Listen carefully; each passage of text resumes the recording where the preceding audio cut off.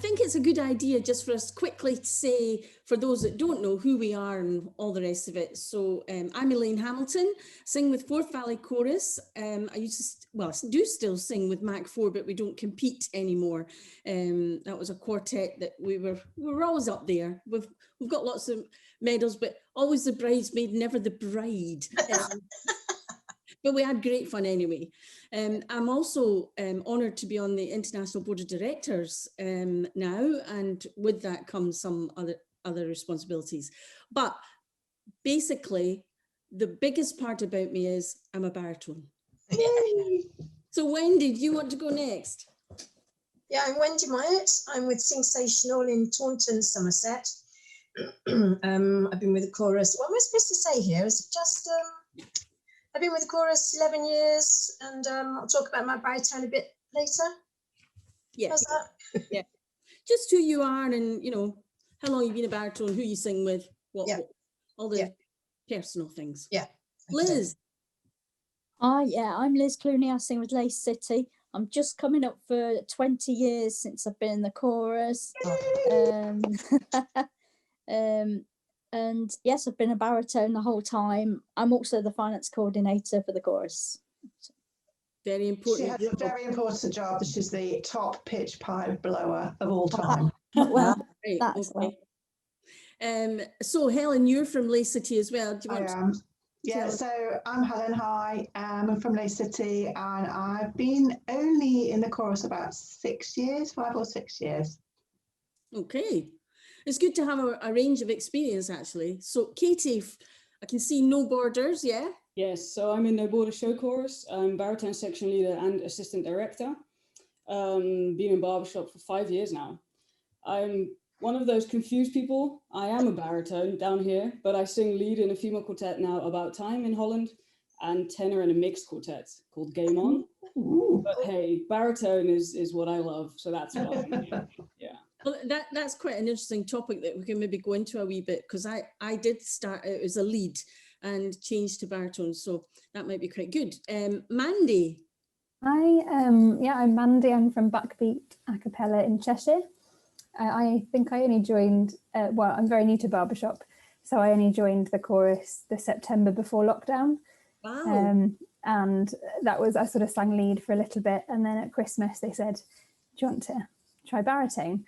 So I said yes, and then from January I sang baritone. Obviously in March we went into lockdown. Who's not been? I haven't been, shall I? Yes, come on. Okay. Hello everyone, I'm Jane Valentine. I sing baritone for Phoenix Chorus in Potton. I've been with them for about 10 years now.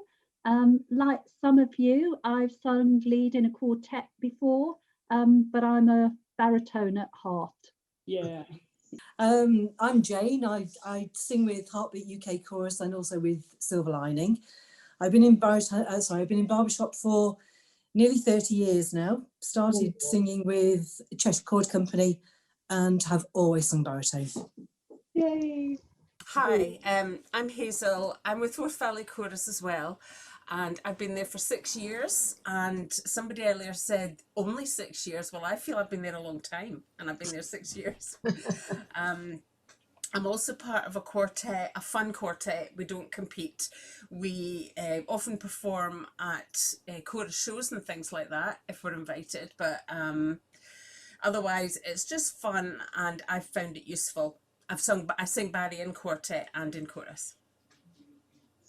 And their little quartet, I say little quartet, they're a really good quartet, and I wish they did compete, because I think they'd have fun, but you know, it's each to their own. Yeah. So I thought we would start off, has anybody got a burning question? Something you've always wanted to ask, but you know, never really had this platform to do it. What about why did you choose baritone? Well, go ahead, Helen. Why did you? Because I thought it was the most interesting part, and I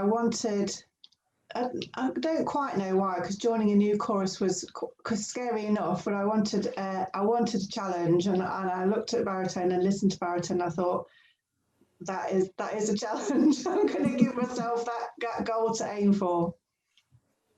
That's what I did. I'd never sung in any choruses or had done any sort of recording or any sort of choir thing. I can't read music, but I just like to challenge myself. So that's why I chose it. And yeah, That's onward and upward. That's brilliant. What about anybody else? I think barbershop baritone sort of chooses you almost. Yes. That I think we know that's where we fit. Well, it wasn't quite like that for me, Jane, because I joined Forth Valley as a lead, and I had maybe 20 years as a lead. I've been in barbershop for about 31 years now. So I maybe not 20 years, maybe 15 years, 18 years as a lead, because kind of the opposite to Helen. I had done quite a bit of singing before, and I wanted what I thought was going to be simple. I'll sing the tune. Now, we all know now that that's not actually quite the case, but and it wasn't until I got into quartetting that I changed to baritone. But you're right. I mean, that's really where I should be as a baritone. But I'm glad I was a lead. I think it's made me a better baritone to be a lead. But it's interesting, isn't it? And actually, I think at the time the chorus needed baritones, and we're talking about 31 years ago, and it was, oh, can you read music? Yeah. Can you sight sing? Yeah. Well, baritone. I hardly had a voice test, I picked baritone or requested baritone because I enjoy harmonising, and I'd done quite a lot of choir singing and musical theatre before I joined Forth Valley, and I was quite often what they called the second soprano, and that involved a lot of harmonising, and I knew I enjoyed that. So and when I was lucky enough when I joined Forth Valley, I could kind of choose where I wanted to be. And so when I suggested Barry, they seemed happy with that, and I have been very happy. So that's the logic behind mine. Wendy, I saw you had something. Yes, I joined our chorus when it was previously known as Somerset Hills Chorus. Yeah. And I've sung since I was a little girl, really, different places. And I went to Sunday school and sang at Sunday school and was always in a choir there. And then I joined Somerset Hills because I really, really wanted to sing. And so I went along thinking I was going to sing, the hills are alive with the sound of music. I was going to sing something really lovely. And Cynthia, bless her heart, who's no longer here, she said, oh no, you're a baritone. And I said, no, I don't want to be a baritone, I'm a lead. And she said, well, we need baritone, so you're going to be a baritone. And so for the first few weeks, I was like saying, oh, please, can I be a lead? Because it just seemed so daunting to learn this other music. But anyway, she never let me, and it was always a joke between us, no, you're staying where you are, you're being a baritone. And thank goodness I have, because I've absolutely loved it. I sing with, we've got a small group in our chorus called 8 to the Bar. Nothing to do with alcohol or anything like that, of course. And so I sing baritone with them, but I've also sung in a quartet where I sing lead as well. So if I sing a bit of lead, I'm a bit happy because I think, oh yeah, I can sing that. But the latest song that we're learning, the baritone part is just so beautiful.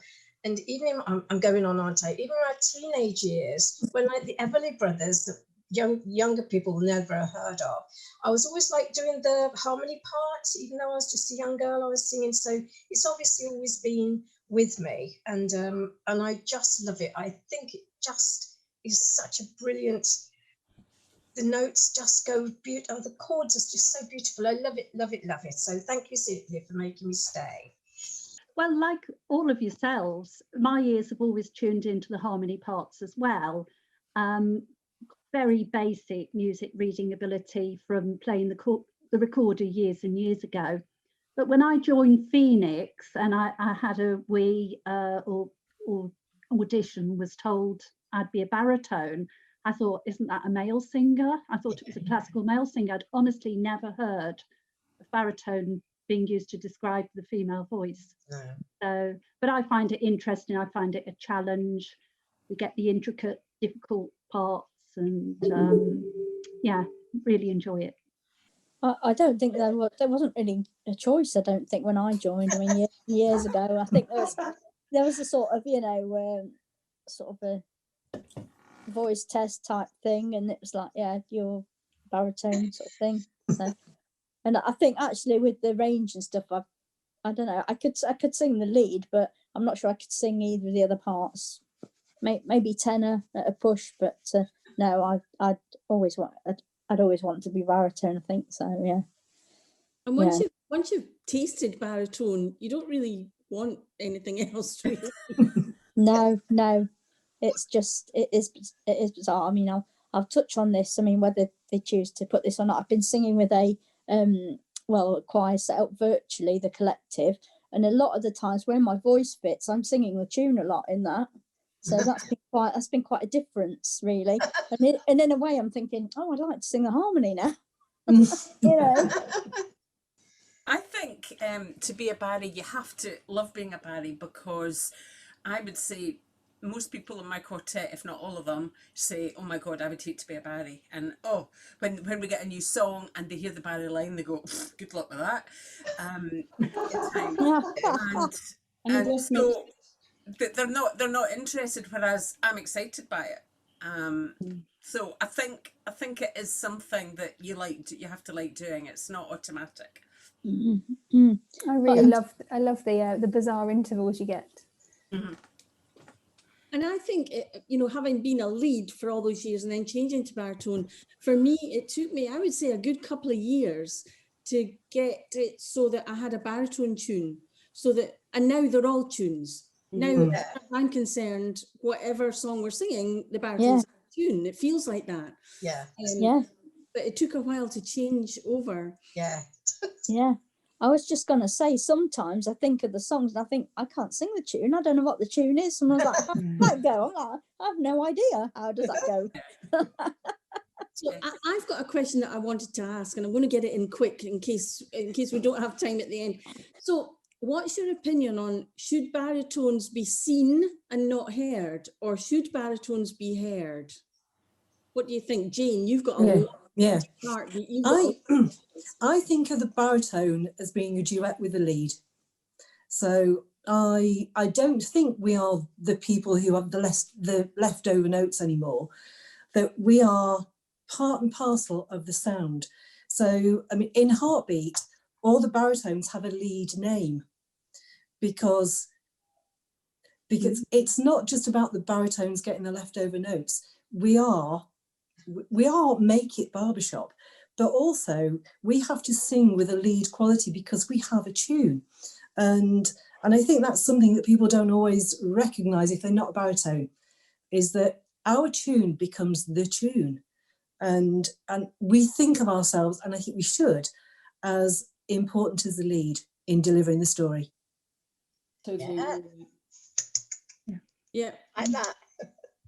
But it used to be that in years gone by, I think that it was, you struggled to pick out the baritone in anything you were listening to. You couldn't really have sung along with the baritone. Now, it might be that my ears just got better over the years, but I don't think that's the case. I think baritones are more audible. If you think of people like Karen Bridart, you can really hear her when she sings with the buzz. Yeah. Or is that just me? No, I agree. No. I think we need to blend, but I definitely think we should not be not heard, if you know what I mean. And I think we all complement each other, but I think we just need to blend. But not be, it didn't make sense. That was a garbled piece of nonsense, but did that make sense?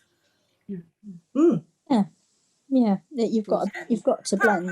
Part of the whole picture, not just sort of looking in the background. That's right. Yeah. I think for me, because I'm not massively musically, I can't read music or anything like that. When I listen to some quartets, I can really hear the baritone.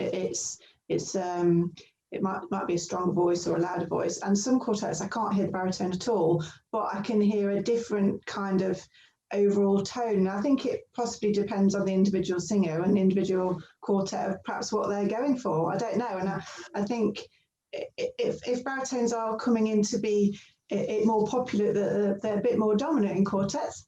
Woohoo! Nobody puts Barry in the corner. No, absolutely not. Elaine, what's your opinion then? It's you blend. good. We have to blend audibly. That's Yeah. Yeah. Well, she got a key phrase in. Yes. Yes. Yeah. anything else. What is it now? Oh, Sorry? I notice most when there's no baritone. Out of all of the parts, if I don't hear a tenor, you go, okay, there's no tenor. But when there's no baritone, I go, there's something missing, there's something wrong. Yeah. It doesn't feel complete until the Barry is in there. Yeah, that's right. Good point. It's interesting to me to hear how many of you started as leads or sing leading quartet. Do you find that different? Me, I enjoy both really. I'm definitely a baritone to the core now, and I love that. But when I get the chance to sing a bit of lead, I enjoy that as well, because I've always loved the tunes of music, you know. And so many songs we sing are old ones, and I love them. And so I know all the words in lead usually, so all the notes in lead. So no, I can enjoy both, but I will be a baritone forever. I sometimes learn the chorus songs in lead and baritone. Have you? Yeah. I think it gives you a greater appreciation of both parts if you learn it in both. Gosh. Wow.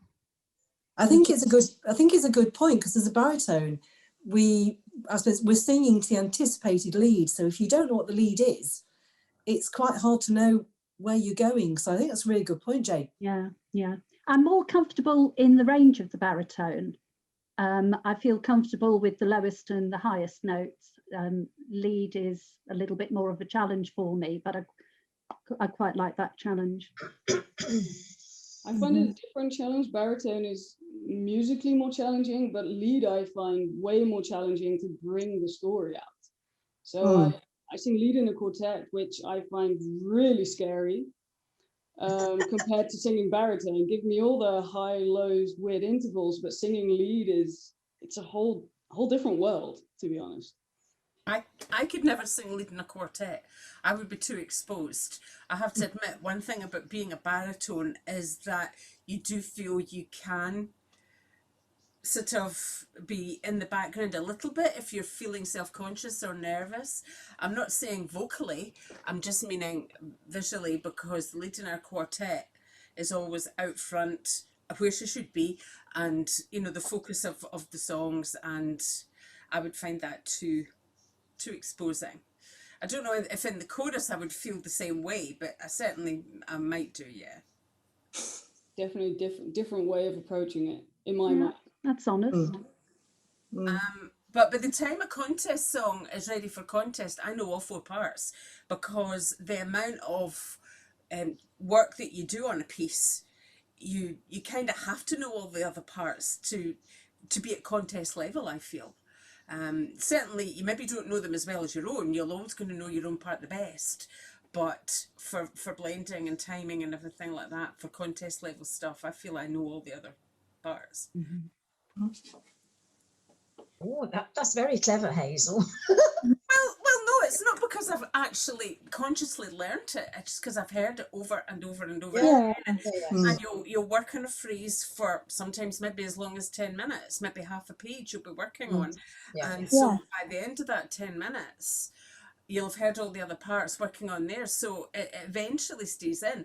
I wouldn't say I'm like that about songs that we learn for just performing in shows and stuff, because we don't work on them at the same type of work we don't do on them. So I think that's all it is. I think it's just repetition, and it goes in and it stays eventually. Eventually. sort of by osmosis, isn't it? Yes, by osmosis into the brain cells. Yeah. So I did put a question in the chat. It was about what about singing through your break?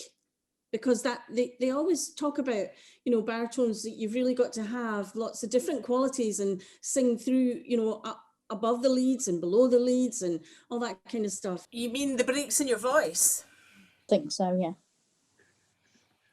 I'm glad you Okay. clarified that. I Yeah. was thinking tea break as well. So was I. I was thinking bacon chorus when we can all chat. Not that we have them. We do. I can sing through from mid voice to head voice, but I have got a big break between mid voice and chest voice, and I find it hard to sing through that. Is that what you're talking about, Elaine? Yeah. Yeah, I struggle with that. I've still got a big break, and there's about 2 notes where my voice is really weedy and not one thing or the other, and I hate singing at that level.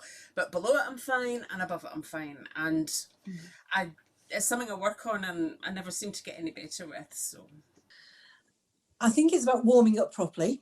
I find bubbling and mandolining and all those things, I find those quite useful.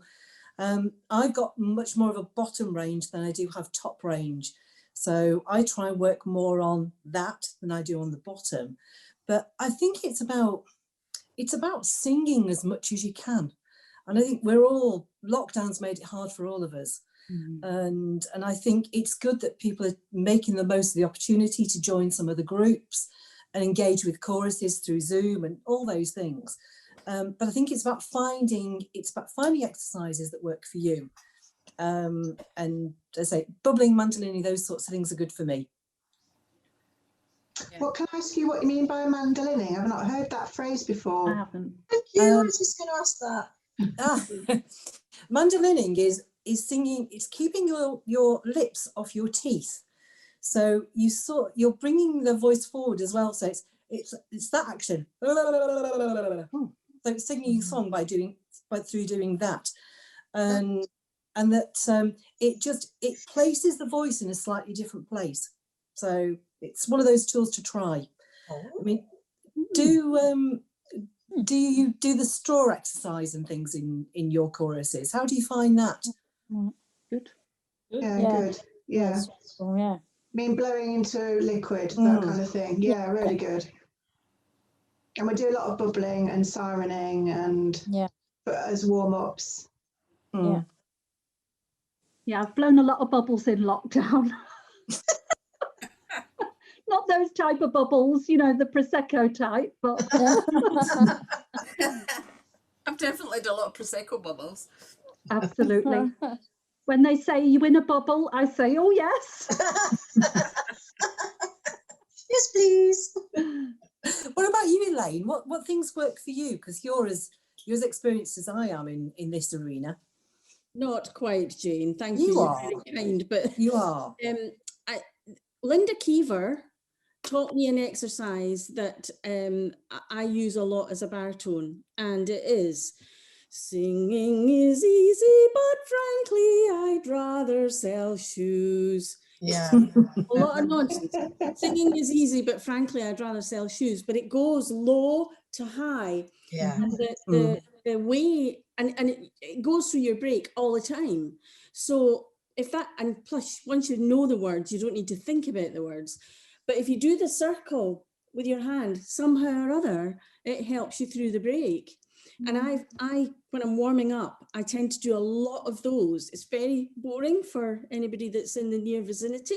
But the more I practice that, the better it just eases. It just becomes more easy. There's not a sort of clunk in the middle. And I think you've got to, I do struggle with it. And for me, it's facing up to that rather than, well, I know I've got a problem with my break, but I'll look at that tomorrow. I think I need to do it today to make myself a better singer.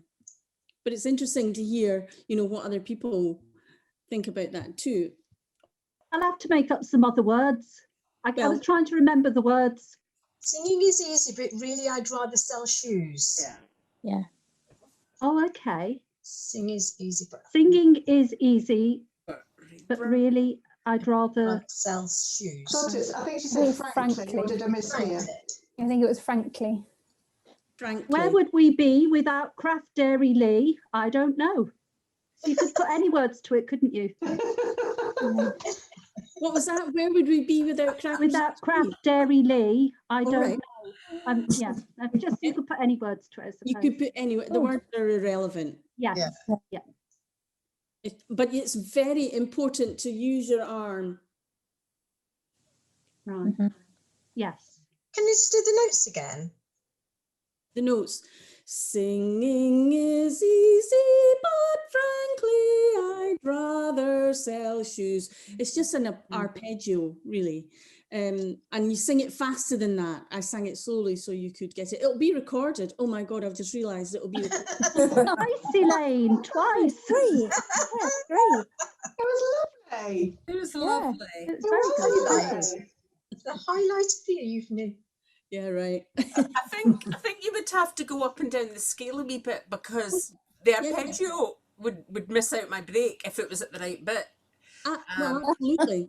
So you'd have to go up by the semitones till you got your break, and then you could like go around it and work on it.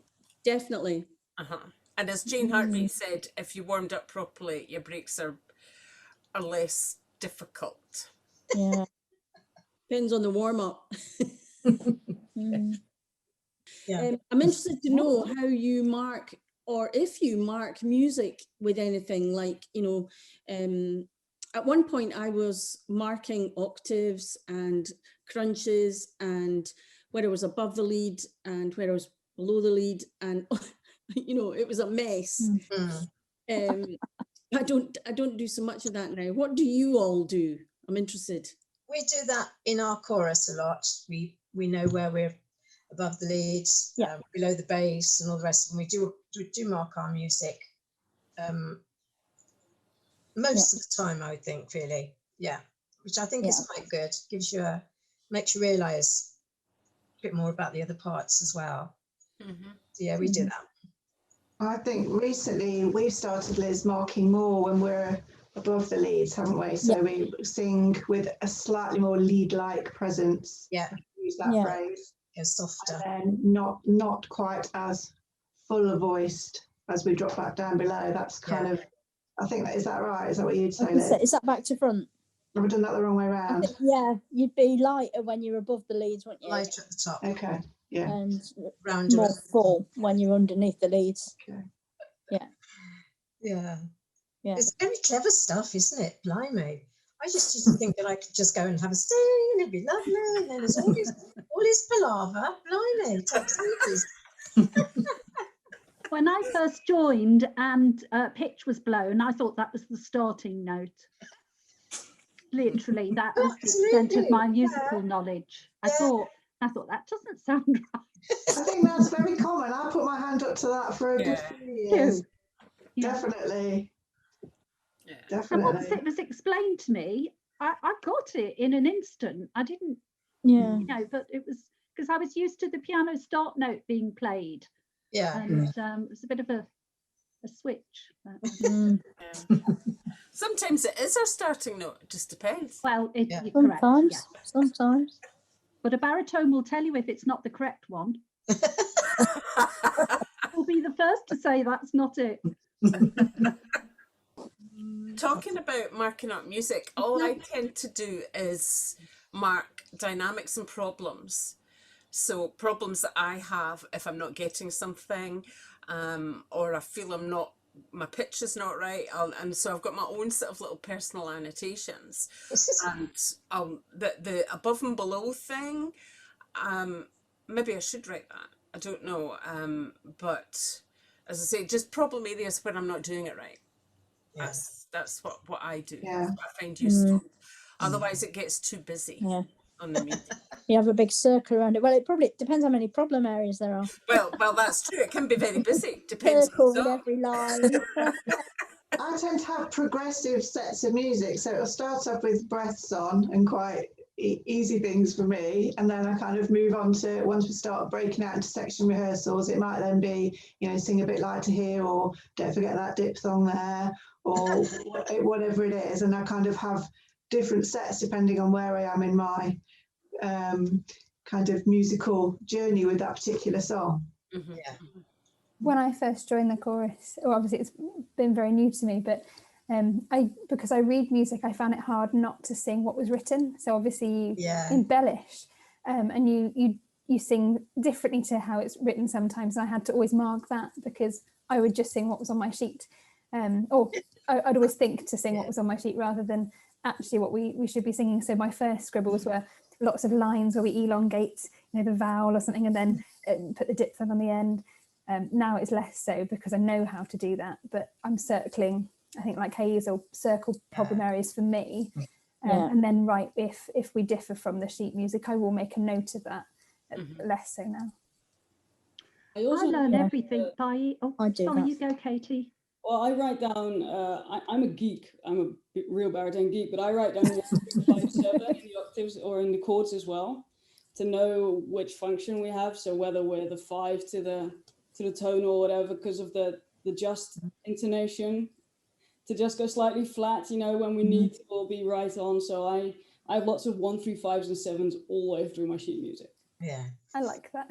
I'm going to start using that. That's why I love baritone, because we get to be all of them. We are not, we can do any of the 1, 3, 5 or 7 within the baritone part, and I just love skipping around it and going, I've got to go slightly flat here, I've got to be slightly higher there, and got to nail this one. That's what's the cool part about baritone. I learn everything by ear first. I don't look at sheet music until I know it solidly by ear. Then occasionally I look at the music and I realise, oh, I've been singing the wrong word. It didn't sound like that on the tape. But and I prefer to be off paper as soon as possible, because I find it a distraction at chorus rehearsals.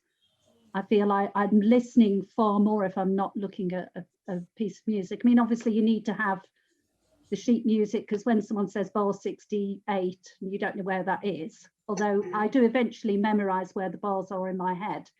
But well, only for key parts in the song. But I guess we all learn differently. But that's my style of learning.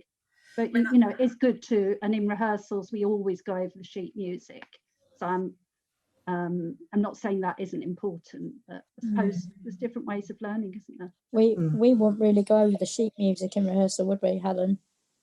Not once we've got it, no, but we do tend to have one hanging around to focus on different bits, don't we? Certainly in section rehearsal, they'd refer to bars in that as well, but we wouldn't go through the whole thing. No. I tend to find it difficult to let go of the sheet music, and I know that you learn better and you perform better without it. But David's always saying, just put it down, to all of us, just put it, even though it's maybe the first night singing a song, he'll say after a while, just put it down and it'll be so much better, even though we're fluffing our words and everything, but it just sounds so much better because everyone's posture is so much better. You're not hunched over that bit of paper. You're looking at him like you should be doing. But it's just having the confidence to completely let go when you're a couple of weeks into learning. I think we'd probably do that. They might do that like once at the end and say, right, put it down, and you'll be amazed how much you actually know. Don't look at the music and just do it. So I don't know. After the audible gasp of ripple has gone round the room, yes. Everyone's gone.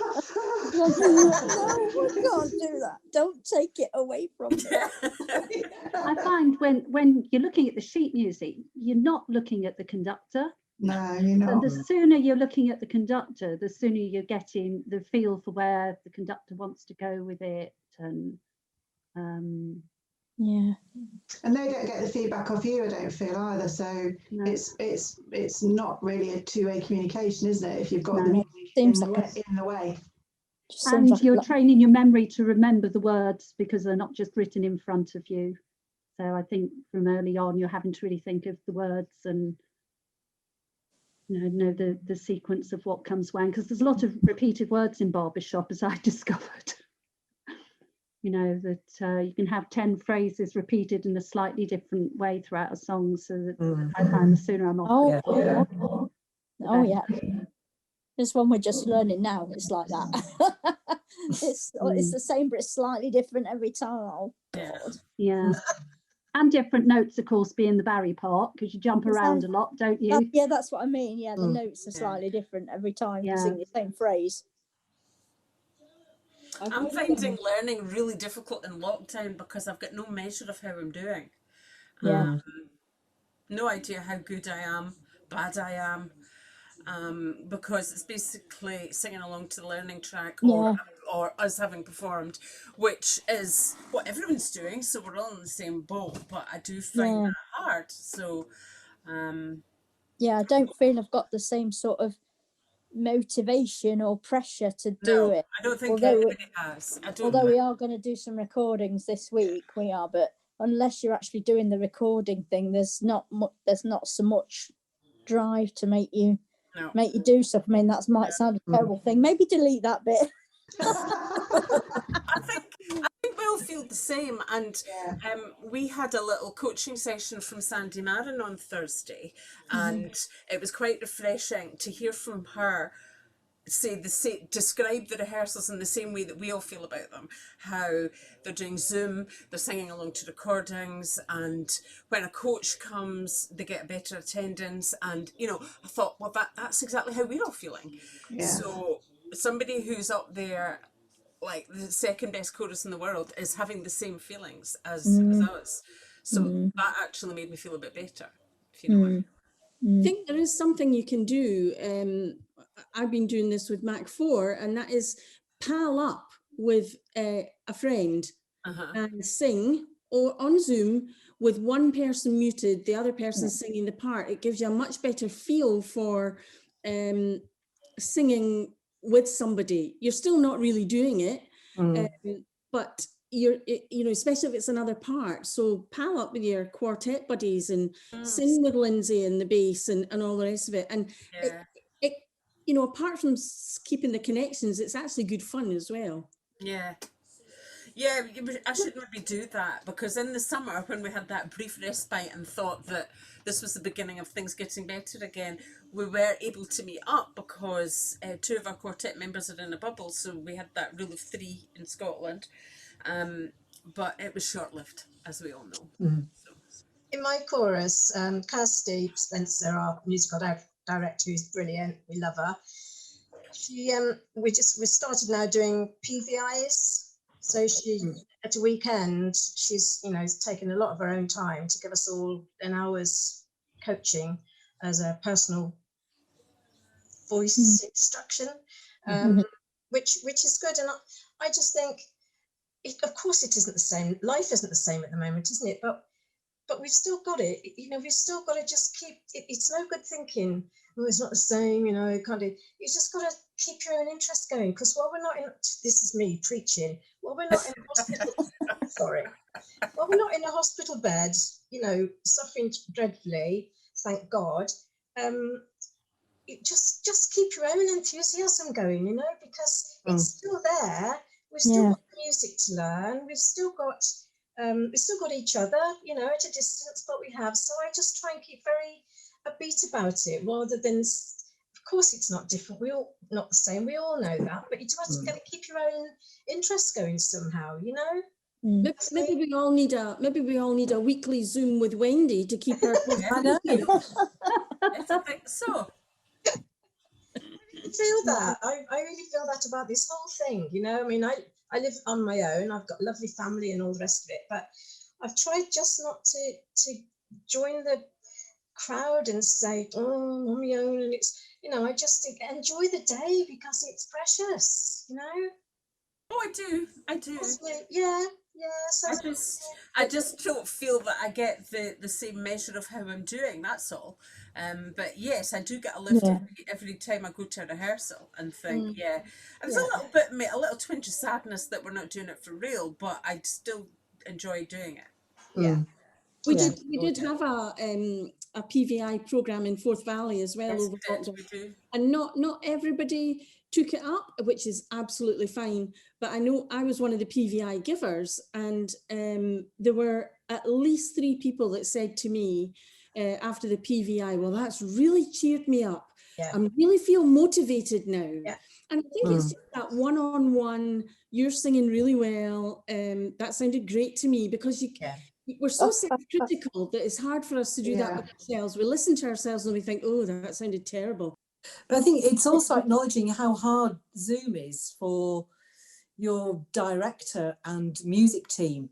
Oh that my it God, yes. just, Yeah. it's, you know, it's hard to engage people all the time, and Yeah. it's a bit dispiriting when people don't come and you put loads of effort in. So I think it's for us to support that program as Yeah. well. Absolutely. Absolutely. Absolutely. Baritones are actually, you know, we're reliable people too, aren't we? Yeah, but You know, we've had a we're great, always Barry's. there.